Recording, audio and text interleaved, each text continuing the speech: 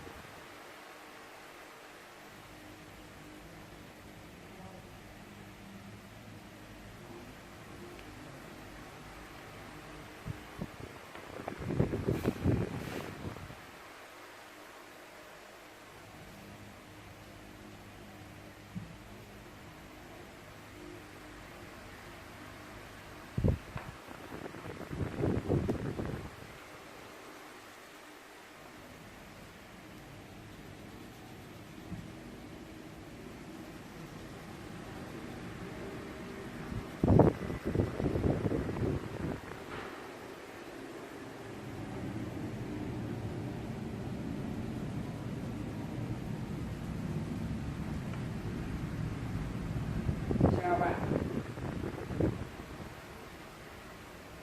mình làm YouTube. Kênh YouTube không nói được. Kênh YouTube là nước ngoài, không phải YouTube Việt Nam. YouTube nước ngoài. Làm sao mà nước ngoài?